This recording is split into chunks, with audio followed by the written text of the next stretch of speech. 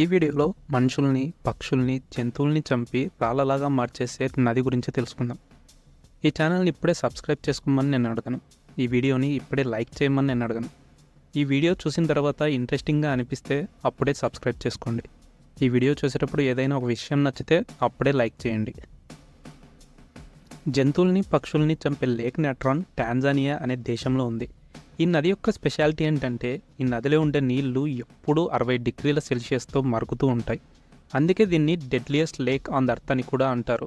అంటే భూమి మీద ఉండే అన్ని నదుల్లో మనుషుల్ని చంపే నది ఇది అని అర్థం. ఇలా ఎందుకు జరుగుతుందంటే ఈ నదిలో వాటర్ ఫ్లో సరిగ్గా లేదు.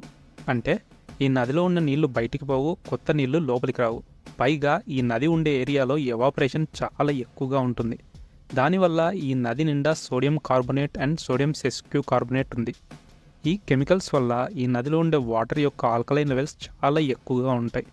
అందువల్లే ఈ నదిలో ఉండే నీళ్లు ఎప్పుడూ 60 డిగ్రీల సెల్సియస్ వేడితో ఉడుకుతూ ఉంటాయి. అంత వేడి టెంపరేచర్లో కూడా ఈ నదిలో 4 రకాల చేపలు నివసిస్తూ ఉన్నాయి. కొన్నిసార్లు పక్షులు ఆ చేపల్ని తిందామని చెప్పి ఆ నది దగ్గరికి వెళ్తాయి. కానీ గాల్లో ఉన్నప్పుడే చనిపోయి ఆ నదిలో పడిపోతాయి, ఆ వేడిని తట్టుకోలేక. తర్వాత ఆ నదిలో ఉండే కెమికల్ కాంపోజిషన్ వల్ల ఆ పక్షులన్నీ రాళ్ళలాగా మారిపోతాయి.